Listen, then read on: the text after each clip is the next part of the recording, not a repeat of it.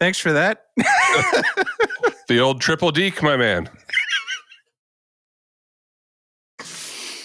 Yeah. Vitamin D.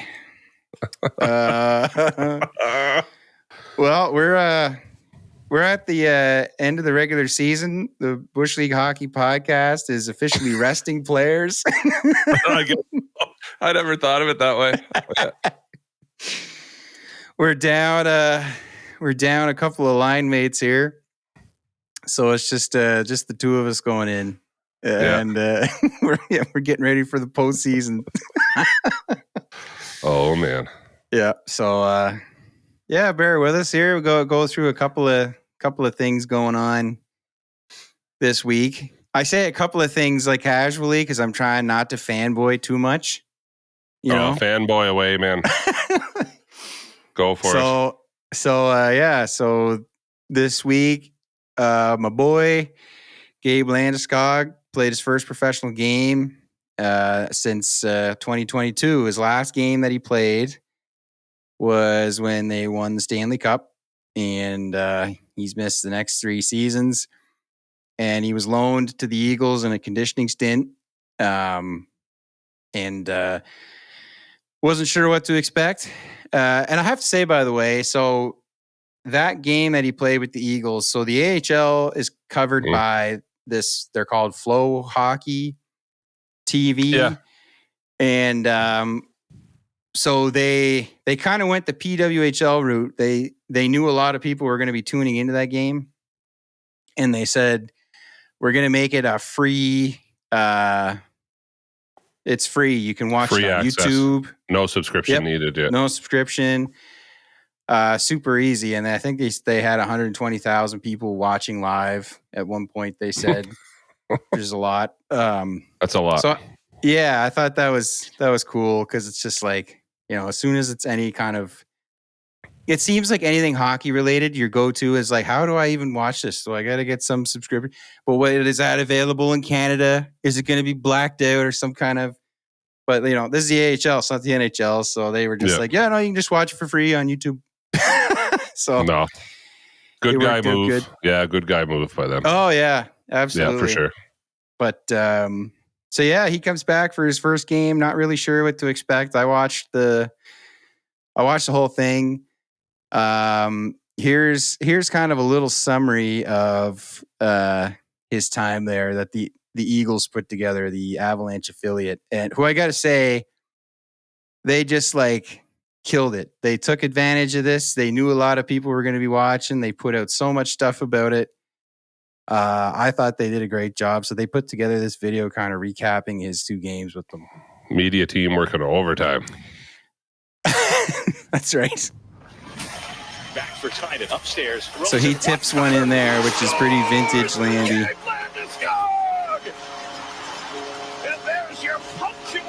So that was the first night at all his teammates there. The message was just to stick with it, and we had a couple of bad bounces go against us. And finally, you get 1, you get 2, you get some momentum. This building gets rocking. So thank you for helping us out. It means the world. You know what? It means the world. There's not much in this life that we do by ourselves. So the support means a lot, and can't thank all of you enough. So thank you. Appreciate it. Anyways, yeah, there's a whole bunch of clips and stuff, but just such a unique situation. Like I don't think there's really anything kind of that compares to what he's gone through, and then being out of the game this long, coming back.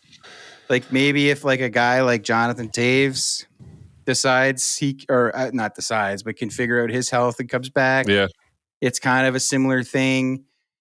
But there's just so much uncharted territory. But I will say that I think with the way that he plays, so he's not like Nathan McKinnon, Connor McDavid, speed guy. He's go to the net, priority 1, create traffic in front of the net. He was, when he played, one of the best guys at tipping. in the league. And that's exactly how he got 1 goal in 2 games, was standing in front of the net, tipping a shot, and, just being tough to play against, heavy guy, really responsible in his own end. So to me, that's all stuff that, like, you don't, like, if you lose a step here or there, that's not necessarily the end of the world, right? You know what I mean? Like, you just need to be strong, positionally aware, like, and that kind of thing. So as long as he hasn't lost his ability to sort of read the game, read the play, that kind of thing, I think there's a good chance that he might not be too far off from where he comes back. So he played in a back-to-back. So he played last night and the night before that. So obviously the knee is, he woke up both mornings and everything was fine. So everything seems to have gone well. The question is does he stay, like, because the Eagles are going to the playoffs, does he play with the Eagles in the playoffs for a couple of more games, or does he come up to the big lineup? And there's a rule there. He can play, I think, 1 more game, but then they have the option to appeal to the league for more time in the minors for conditioning. But you have to, like, apply for that, and it has to be approved. I was wondering how that worked. Yeah, so he can't just play there forever and it not count against the cap. Now, obviously, once the playoffs start, it doesn't really matter. Correct me if I'm wrong. They could, if he cleared waivers, right? But you're not going to do that. So, well, you know what I mean? So I know Toronto with Reeves, they actually had the guts to put him on waivers, knowing right well, like, well, we don't really have a spot for him, but we don't want to give him up. It's kind of a weird situation. So to try to do right by the player, it's like, well, actually, if we put him on waivers, someone who wants him, he'll get to play. And so now he's down with the Marlies. He made his debut, and he's not counting against their cap, right? But it's because he cleared. Injured, though, right? No, it's not conditioning. So I think he cleared waivers and. Right. Yeah. I think this is purely an LTIR thing. So if you're on LTIR, I think, like, it's like an exemption where you can skip the waivers. Because if he's on LTIR but he's playing, you know what I mean? Exactly. Like that's where they need the exemption, yeah. But that's where exactly, and they allow the back and forth between the minor league affiliate and the main team because you're not trying to play the system. You're trying to get a guy back up to speed. But I think that exception was made when the Leafs applied for Matt Murray because he had been out so long in reconstructive surgery on his hips. And he was still on LTIR, but now it's like, okay, well, now you have to start conditioning because are you going to be able to go? Right. And then he did, like, I don't know, I'm going to be talking out my butt if I say like a month with the Marlies before they tried him a couple times. And And that was how long ago? That was the fall. Okay. So, however the rules would be, they'd be since the last, CBA. Yeah, because he's someone not like Landy, but he missed, like, you were coming up to a full year. You know what I mean? Like, it was a significant amount of time. Yeah, that's right. But he would have had the same, I think, things available to him.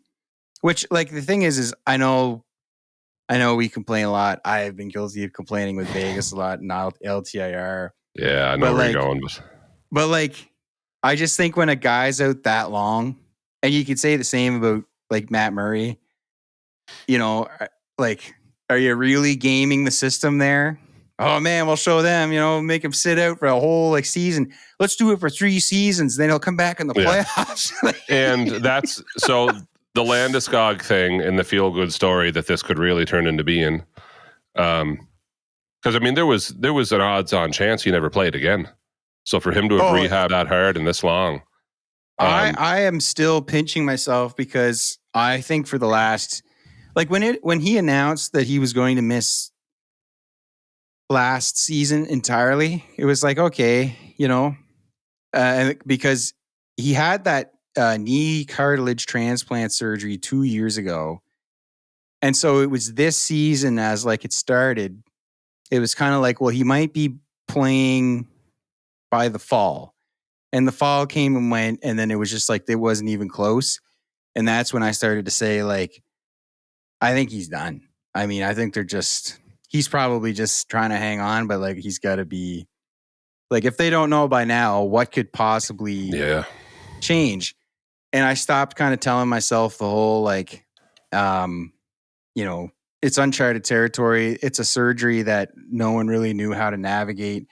The only thing that kind of gave me some hope was apparently Lonzo Ball had the same identical surgery done. And I think his was like 6 months sooner than Landeskog's. And he's now full-time back in the NBA, right? So it was kind of like, okay. But yeah, I mean, as the season went on, it was like you'd see the odd video of him skating. And it was just like, I just kind of was like, all right, I'm assuming at the end of this season, he's just going to announce his retirement and, that'll be it. So this really kind of caught me off guard when he was all of a sudden taking part regularly in practice. And then the conditioning stint was like, holy crap, is this is he really, this really happening? Like, is this? Well, so there's a couple of things at play here. Number one, the Vegas Mark Stone thing. While we all roll our eyes, and Tampa did it with Cooch, right? Yeah. But this Landy thing is why you don't get rid of that rule. It's exactly why you do not get rid of a rule like that. Have the odd team taken advantage? Yep. Have the Leafs kind of sorted it this year a little bit, but not nearly to the same degree. So like Pacioretty could be playing right now. He's still on LTIR. Yep. But they'll go over the cap if they take him off LTIR. But there's 4 games left. There's 4. So now it's like, well, what are we doing? So just wait. You know what I mean? It's not Pacioretty is not Mark Stone. And you know what I mean? Like but you know what I mean? The reason you don't get rid of that rule is for a Gabriel Landeskog, who my next point would be as a guy, just holy crap, man. To be out that long and to have not somehow let yourself go or stuck with the training or kept practicing or trying to keep your skills up and never given up for 3 years, that like, no, the intention's a comeback. Yeah. Holy cow. 3 years is a long time. I think that's the crazy part is that's such a long, like, I mean, one of the comments he made was he comes out for, a pregame warm up. And he said after that first game, like, he's like, I got out there and realized I don't even remember what my pregame routine used to be. Like, how does a hockey player forget that? But he was like, I don't even remember what I used to do. Like, I never even thought about it. Well, I was daydreaming about him. The last time he played, my oldest was in middle school. And tonight he was talking to his aunt about what he's doing in grade 11 math. Do you know what I mean?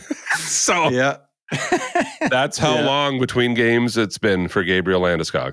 Yeah. It's incredible. And he's 33. I mean, like, so yeah, I kind of mentioned earlier. So ahead now for Landeskog into the attacking end. Hands it off for Wise. So here he is going to the front down of the right wing boards. Wise with it into the corner. Up. Crowd's cheering for him. Oh yeah. From the crowd, Tynan with it. Left point, Tynan send it in. Plucked away by Mayo. Puck comes free, jumps up into the air. Landeskog after it. Gets it moving, centering feet. Tynan over. Ludwig fires. Score! So he gets an assist on this one. John Ludwig rips it home from the slot. Colorado back within 1. His first goal as an Eagle. I don't know if you can skip ahead. There's a goal that he scores probably right after this. First one of the years, and a big one for the Eagles. Good work on the board. Spitting it out. I top of it. There's a power. They're on a power play, which looks like power play right there. How about a rest? So Colorado, a little heartbeat here with here we go. Here it is. remaining in the third Is it? period. PJ Tynan slithers down the left wing. Callie Rosen, by the way. Moving up high, Rosen Yeah. with it, high slot. Over for Tynan. Once Name more, I haven't back heard for in a while. Rosen. Long shot, deflects, goes wide, picked up by I Tynan always again. liked him. Sends it around. Landeskog will sweep over right wing boards. McDonald in behind the net. Tynan picks it up. Here it Left comes. wing half wall to the blue line for Rosen. Holy damn. Back for Tynan. Upstairs. Rosen. One-timer. There you go. Holy Screen cow. pause it. Gabe Landeskog. And there's your punctuation on a comeback That's great. weekend for the captain. We're tied at 3. Yes, sir. Yeah, you can What a you can tip. pause it if you want. So the only thing I wanted to show is like, so both points there, he goes to the front of the net. One of them's like a tip, and very Joe Pavelski-ish. And Joe Pavelski played. Oh boy, I don't have it right up here. Pavelski. Yeah, he retired after 18. Played 18 seasons, late 30s. Pretty productive player for Dallas. Late into his late 30s, played a very similar way. You know, doesn't charge all over the ice. Like, you know, his skating's not the best thing about it. It's just going to the front of the net. You know, being opportunistic. A lot of like rebound jams and stuff like that. So, to me, it's all stuff that can translate to a more twilight career where he's 33. So, I don't know. I'm excited. I think if he just get the conditioning back, and as long as he doesn't get the swelling and stuff with the knee, and you know, I mean, if it hasn't happened after I was just going to say back to back. You know. So, anyways, And I mean, he doesn't look like he's missed a step. So yeah. I mean, he first game he had a penalty. He had a guy in a headlock at one point. I saw him into the rough stuff there a little bit. Yeah, and I was just like, there it is. Same. Yeah. So, anyways, speaking of rough stuff, did you see the Trenin Forbort fight? So he punches him while they're on the ice, right? Yes. he is very down. You're talking like UFC stoppage. Yeah. Like almost like making sure he's out down. Like he was down. Yeah. And code of honor in hockey is Yeah. You're supposed. Yeah. So I don't know if you've heard the reports, but it gets worse. So Forbort has a broken orbital bone from that punch when he was down defenseless. Oh boy. So I'm assuming, I haven't seen anything from player safety yet. Yeah. But not gonna bode well for Trenin, I assume. These are the ones where it's like $5,000 fine, the maximum allowable under the current CBA. Yeah. And you're like, what? Nazem Kadri, 5-game suspension for watching the replay of the fight. I'm telling you. I mean, he'll get some slack because I don't believe he has any history. I could be wrong, but yeah, I think that was just like, when I saw that, it was like I think he just had a blue screen of death moment, like his computer completely locked up and, you know, short circuited, wires all crossed, and he's throwing punches on like wall down. And yeah, that was I couldn't believe it when I saw it. Yeah, I couldn't believe. And so whatever's going on in Vancouver, I don't want to get sidetracked because we promised each other this would be a short one, but the camera pans to Quinn Hughes, and rather than be mad, he like grimaces, like, ooh, like, oh yeah. And it was almost like this weird, like, so no one going to do anything, or like, I know he's already being taken to the box, but like, I can think of a dozen other teams in the league that would have lost their ever-loving mind if one of their players got hit while down. Yeah. And this was like, oh, that sucks. Oh, that's dirty. Don't do that. Well, am I wrong? And like, hasn't that kind of been a thing with them for a while now? They don't really. Weird. Man, I don't know. I mean, they traded out JT and stuff still isn't fixed. Something's like, I think he was the heart and soul that they had. Yeah. You know what I mean? And it was like, that was the problem. Was none of those guys seemed to respond to that stuff. So yeah, I don't know what's like, I don't know if you blow it up and just keep Quinn. Like, I don't know what you do. Yeah, I mean, I don't know. I always struggle because I'm always like the guy who's like, they should blow it up, you know. But then it's like a weird one. I look at like how long it took. How long it took Colorado's core to, you know, have a lot of disappointing seasons, and then it finally all worked out. Yeah. But I don't know, man. To me, it depends on the type of problem. And like with Colorado, I never questioned like their compete and whatever. It was just like the mental strength to get past like Excuse me. the round 2 of the playoffs. But with like Vancouver, I'm like, I don't even know, you know, I don't even know what's going on there. Like, excuse me. You know? Oh my gosh. I'm sipping on coffee, Jay. Then it just attacked me. Okay, so Oilers. Ryan Rishaug tweets out, tough news for Oilers and Ekholm, hearing there are further tests to be done, but it's believed to be serious injury. That worst case scenario may end his season. Best case scenario will keep him sidelined for quite some time. Yeah. He played, I think, 2 minutes and then was like, nope. And then that was the word that came out. That is a massive loss for the Oilers. I think he was really important to them. And really to Evan Bouchard. I think Evan Bouchard is a pretty like offense-oriented defenseman.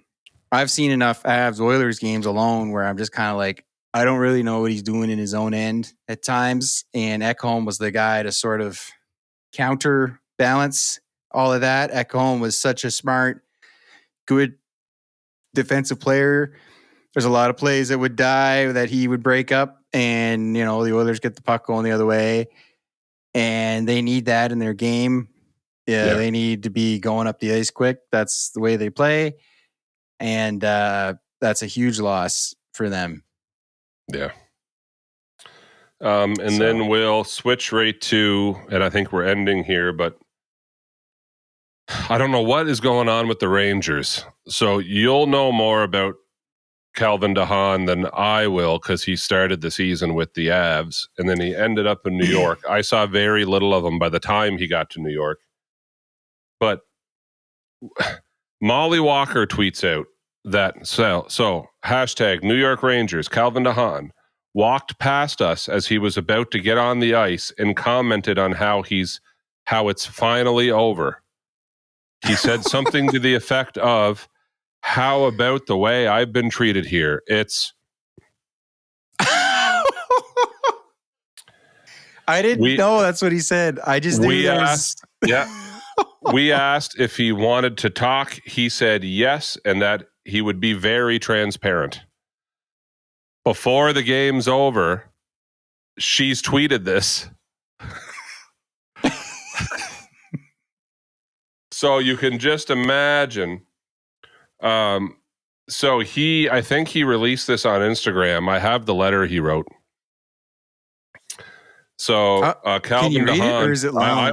It's medium. It's not short. It's not long. All right.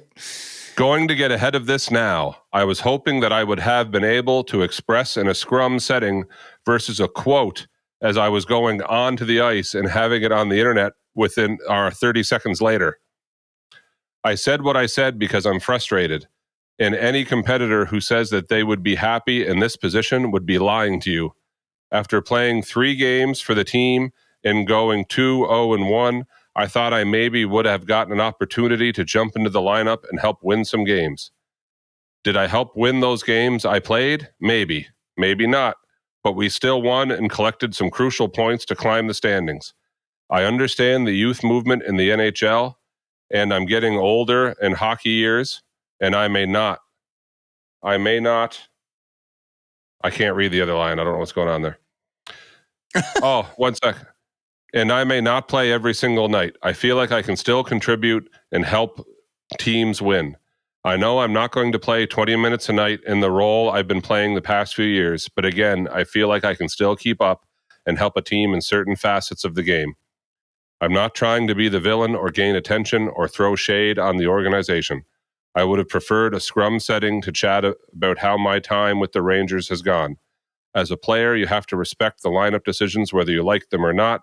It's just been frustrating not being able to compete and do what I love to do. I hope everyone understands. So my question with that, now I've seen stuff from Molly Walker before. Like isn't she like a Rangers beat writer? Yeah. So like, I mean, how does that, I don't really fully understand. Like if you just mutter something to a reporter, how's the off the record, on the record thing work? I don't know. I was going to mention that to you. So from what I understand, he walks by them. He says what he says. And then she said, we asked. So it might've been someone standing next to her. Like, do you want to talk about it? And he says, yep. And I'll be fully transparent as in like, yeah, I'm ready to talk. Like I'm going to blow this up.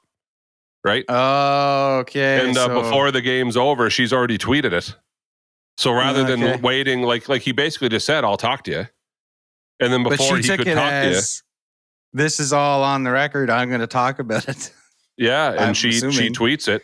But he was going to talk about it, but he wanted to have control of the narrative, I guess. Like kind of like, if you three want to stand around with me with microphones, I will let loose. But I'm going to say what I'm going to say.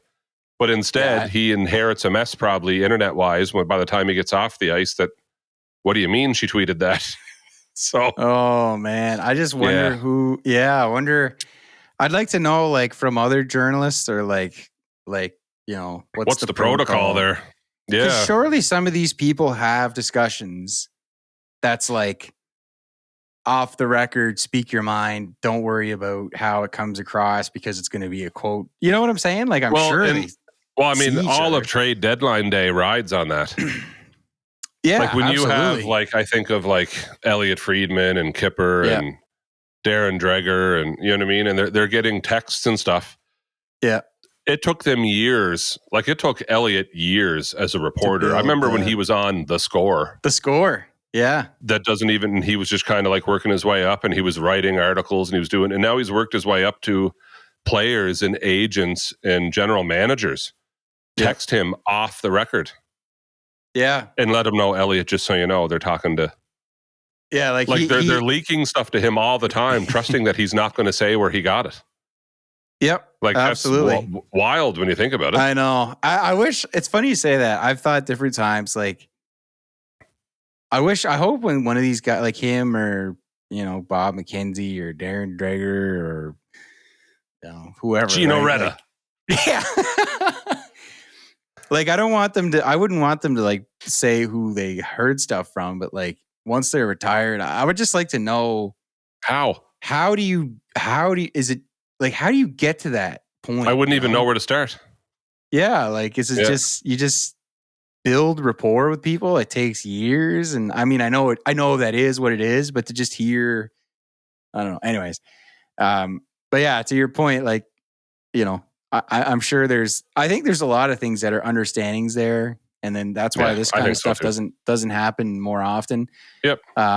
So I'll say, Calvin de Haan he started the year in Colorado and he only got to the Rangers this calendar year. He was part of the Ryan Lindgren trade. Jimmy Vesey and Calvin de Haan went the other way. So he has already spent the whole season as like the 6th, 7th defenseman. He was trading the last spot with Sam Malinsky, who's like in Colorado, a young college guy who signed. So like, you know, he was, and he'd be, and what, it wasn't like he was playing for the Eagles. He was like the healthy scratch, you know, so a lot of time in the press box. And like, it wasn't that long ago that, at least in my mind, it's probably longer than I think, that he had more prominent roles with, Tampa Bay. But yeah, he's just kind of, that's the point he's at in his career. And he goes to the Rangers. Maybe he has in his mind that, like, he's going to get more time on that back end, that, like Colorado's, they kind of have their top four guys pretty set.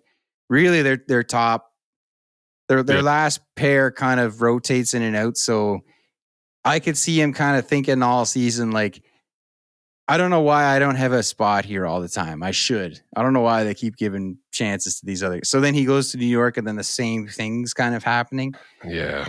And I mean, I'm sure there's lots of players who deal with that frustration. I mean, there's a 6th, 7th defenseman on every team. But, like, I mean, why does he make a comment like that? And then, like, it just seems maybe like a perfect storm. He says that, maybe he shouldn't have, and then she tweets that, and maybe she shouldn't have, and then now he's writing these letters on. And so there's a couple. To move to New York, it's not like he hasn't been traded before, but to move to New York's a big move. Yeah, for sure. And then to move to New York City, and you're playing in Manhattan, and you're not getting played. That's rough. And then to play only 3 times, but you won 2 and didn't lose 1, if that makes sense. You know what I mean? You lost 1 in overtime with you not on the ice. Right. He's probably thinking, okay, so you've literally not lost every time you've dressed me, but you're not dressing me. would get a little frustrating. The second story here, but that said, I don't know. There's very few teams in the NHL, though, that I think he cracks their top 4. Do you know what I mean? Yeah, not anymore. So like, it's not like you're talking about I don't know. I can't even think of an equivalent guy that, like, you know what I mean? Like, if Colorado's not playing Taves, or if I mean? Yeah, that's what I say. Like, he's like, that's not what he is. Like, he's going in and out with, like, like, if there's any player on the Eagles who's kind of overperforming their role, they're going to boot him out, and he's going to be a healthy scratch. Like, as they should. Like, he's when he's on the ice, it's like you're hoping he can manage to get the puck back in his own end and hopefully off the glass and out. I mean, that's not the way Colorado likes to play, like, a transition game. But with that pair, it's just don't worry about it. Just get it out of the zone. We just don't want any sustained pressure if we can while you're on the ice, and then don't worry about it. And so, the second story here is the blown, I don't know what word I'm looking for, the blown cover, or the blown by Molly Walker. Like, so he's comfortable enough to mutter something to you as he goes off the ice. He knows you heard. And then you say to him, do you want to talk about it? As in, like, I'll interview you. Like, I'll talk to you right after. Like, do you want to talk about it? And he doesn't not answer. He doesn't say no. He says, yes, I will. And I'll be fully transparent. As in, like, hold the phone. I'll tell you everything. Yeah. Right? What does she do? Tweets it before they ever talk. He literally is on the ice. Like, and that's why he's making the comments. It's like, oh, they're dressing me. Do you know what I mean?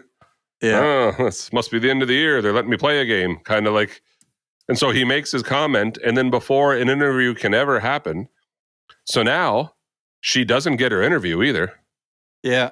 Because you've blown it by making this tweet. Yeah. And you get paid per interview and column. You don't get paid per tweet. So you kind of blew your own lead line. Yeah. I think it's hard for us because if you're not around that stuff to see it in person, it's like, I don't know what the dynamic is. I don't either. I don't know what it's supposed to be. I find journalism a very strange career as it is. Not as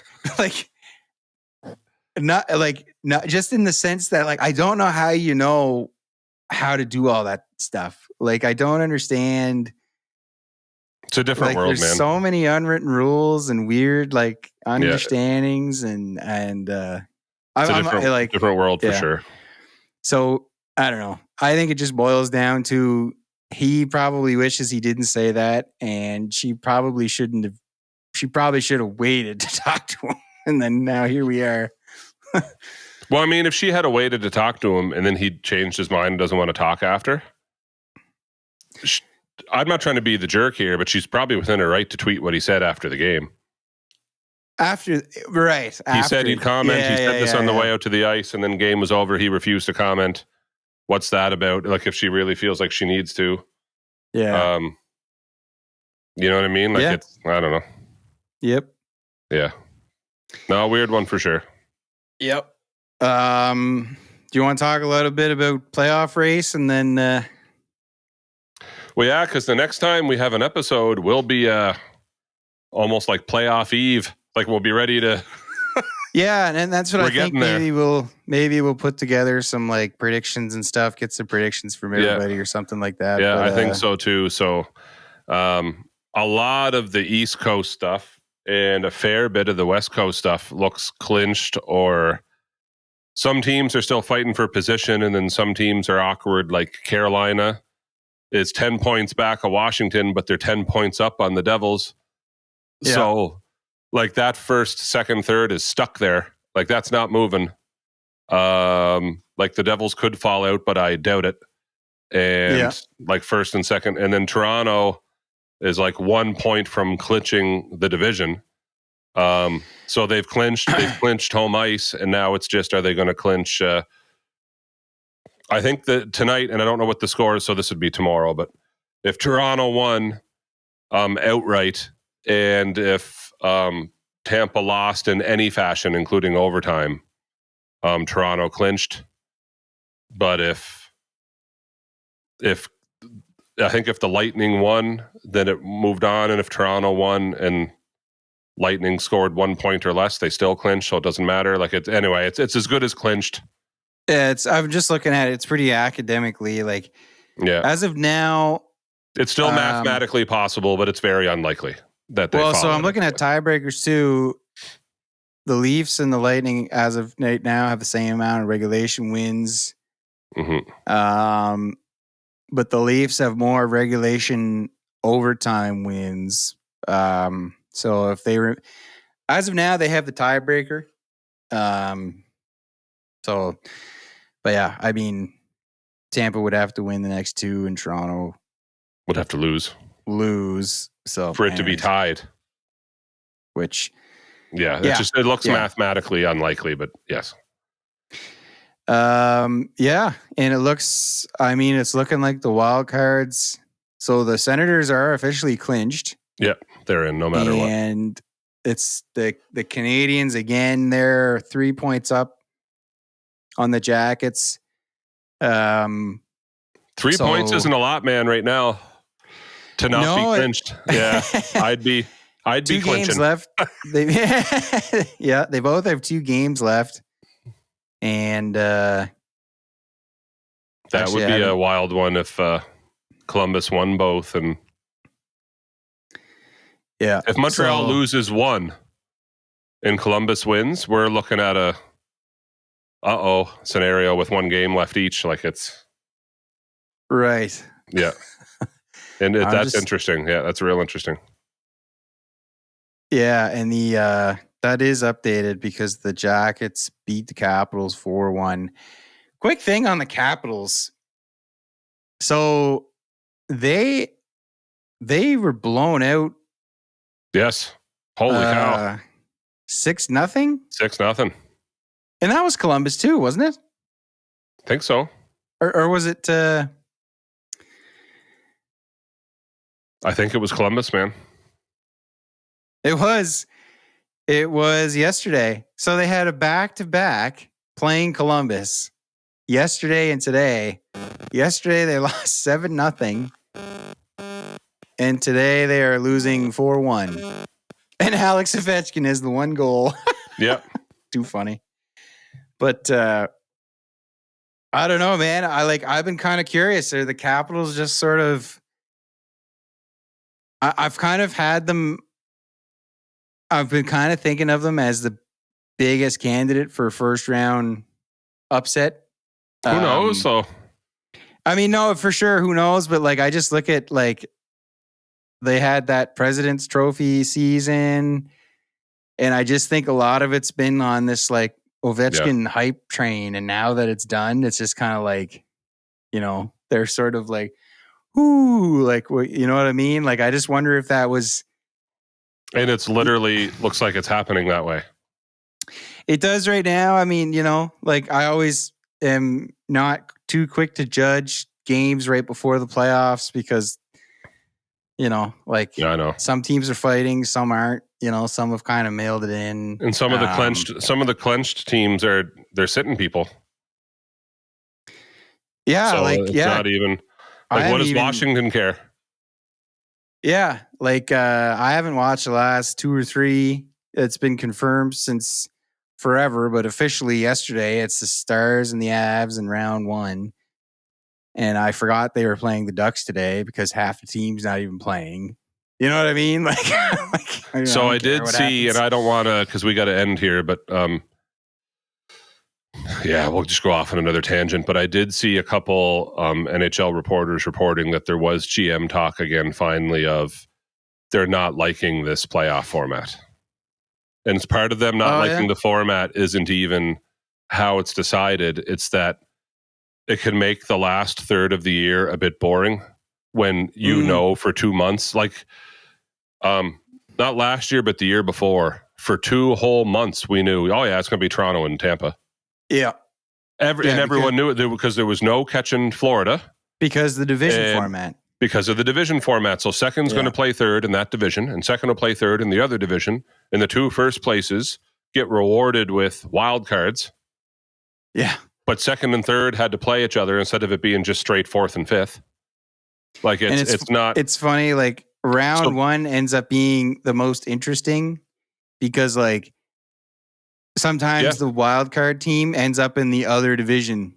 Yes. And you're like, ooh, haven't seen that before. And that's like the interesting part. That's the interesting part. And then you also have the whole aspect of, not that the second and third round can be boring, but you have teams playing each other right away.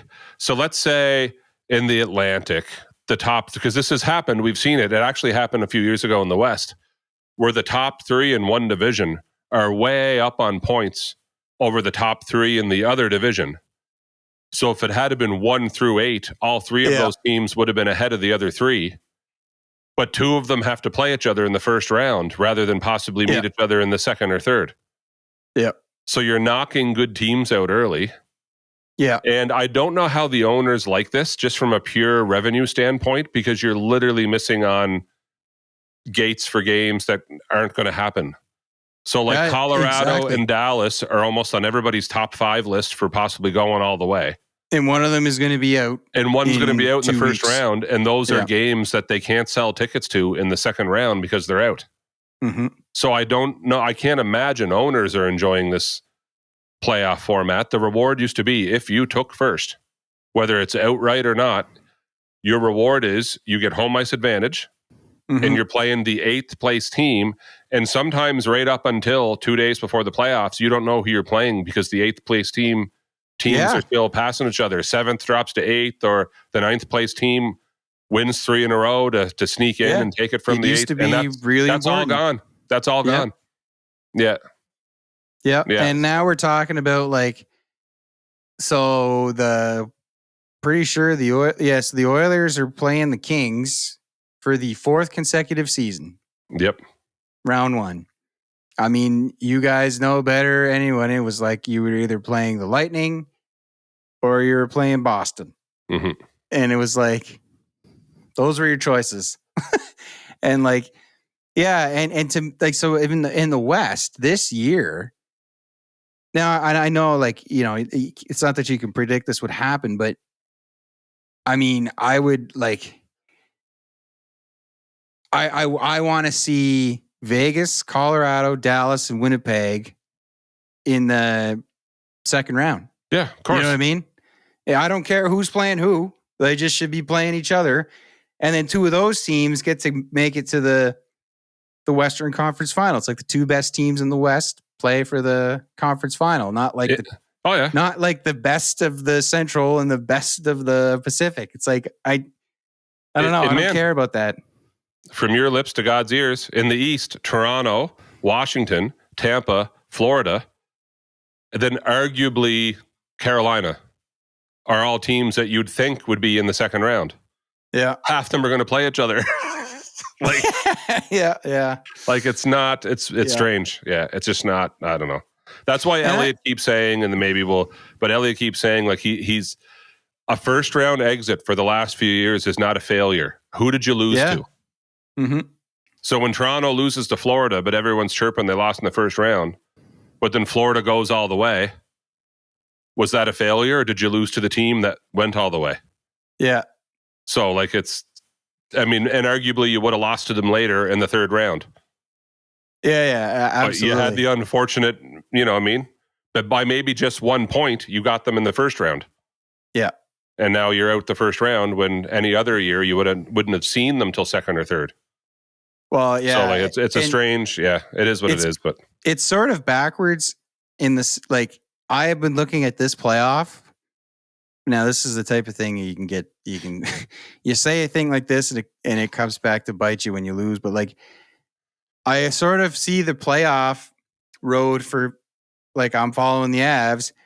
I feel like it just gets easier. And I know like if you lose in the Western Conference Final, Stanley Cup Final, I understand all that's possible, but like I'm like my biggest worry is round 1. My next biggest worry is round 2. And then once if they can make it to the Western Conference Final, I'm like I'm not particularly worried about the Golden Knights for sure, but I would probably put them third if I'm talking about Dallas and Winnipeg, and you know what I mean. So I don't know. Anyway, we'll see, but I would love to see the 1-8 come back. I would too. And anyway, when it's almost unanimous online and everyone agrees, I don't know why. Yeah. I know they were saying we're trying to create new rivalries. You're literally losing ticket sales, guys. Like, do the math on that. It's just getting a little boring. Like it's boring, and it's you're losing ticket sales. Like if Florida and Tampa play each other first round, and let's say it just goes 5 or 6 games, one of those two teams is not getting to play other games where they get to sell tickets. The next round. I think it was last episode, Phil said like, oh man, the gate's like $6 million a night. Yeah. In ticket sales, merch, and concessions. It's like for every game, it's like $6 million. Mm-hmm. And you're out because of this playoff format. I'd be upset. Well, yeah. And like, I don't know. It doesn't make business sense. The other thing too is that idea of division rivalry, that might have more meaning if there wasn't a salary cap, because like the Avs have played the Stars a bunch in previous years. Every one of those teams, like the rosters are all like you got your core, your star guy, whatever. But like it's not like the same players meeting all the time. No. You know what I mean? Like it's not like it doesn't even feel like I'm playing the same Dallas Stars from last year. You know what I mean? So it doesn't have that same sort of, I don't know. Yeah. No, it doesn't. And you've actually, anyway, I don't want to, we could go on and on and on, but it's actually slowly wrecked. Like I know you wanted to build new rivalries. It's accidentally wrecked some. Like I know you're kind of like a Western Conference guy and I'm an Eastern Conference guy, but the Montreal-Toronto rivalry will always be there. I can't believe I'm at the point in my life where I despise Florida more than Montreal. How did that happen? Like where it's supposed to be an original 6, you know what I mean? Don't want to lose to Montreal. And it's like, I know Montreal, but Florida. Yeah. Friggin' Kachuk and Bennett, and I can't. Reinhardt drives me. Well, I mean, I hear you. What happened? When did that? Like, so you kind of created a new one, but at the cost of kind of losing other ones. Well, man, they moved the Red Wings to the East. Yeah. That was like, I wanted them all to die. I wanted to kill them. I would have destroyed them if I saw them in person as a kid. That's how I would much have cross-checked hatred. Chris Draper myself.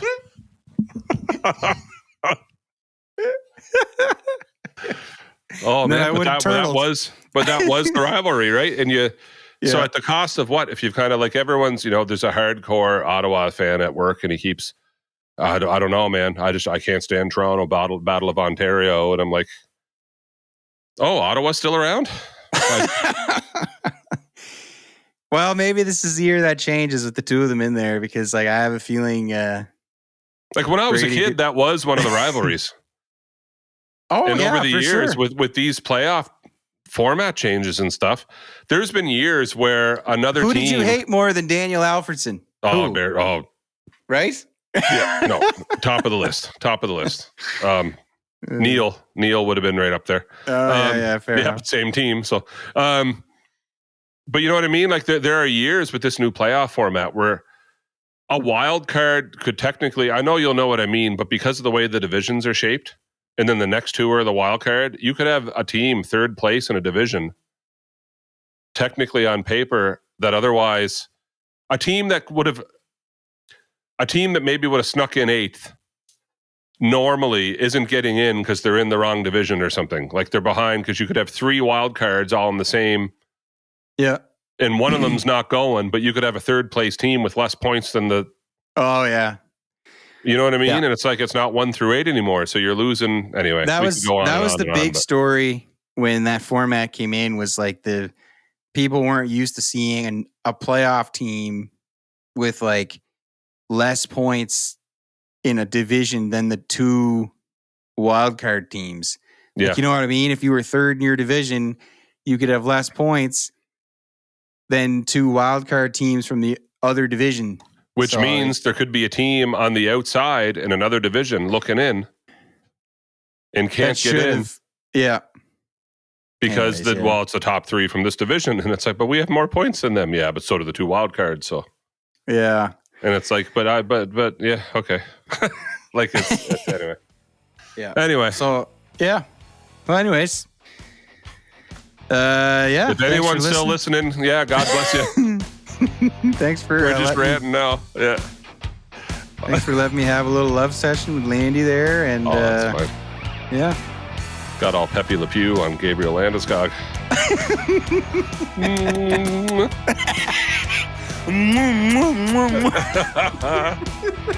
All right, thanks for listening, everybody. Keep your stick on the ice.